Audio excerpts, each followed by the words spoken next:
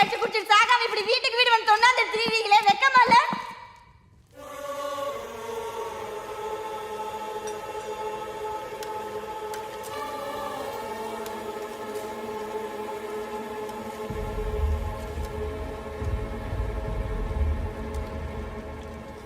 நான் இந்த வீட்டில் இருக்கணும்னா காலையில் உங்கள் அப்பா அத்தோ இங்கே இருக்கக்கூடாது.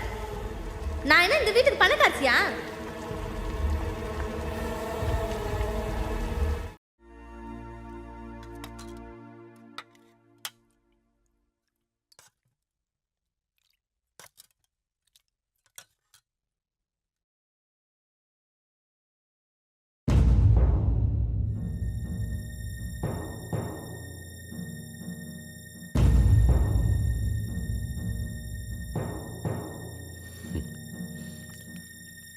ஏமா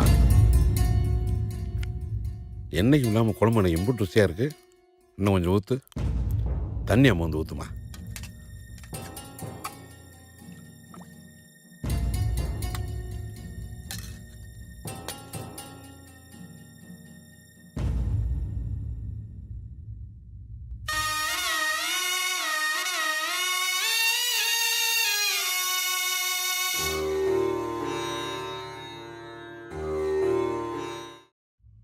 ஆத்தா, இத்தனை வருஷம் வாழ்க்கையில் என்னால் முடிஞ்ச அளவுக்கு உன்னை சந்தோஷமாக வச்சுருந்தேனா? சாமி,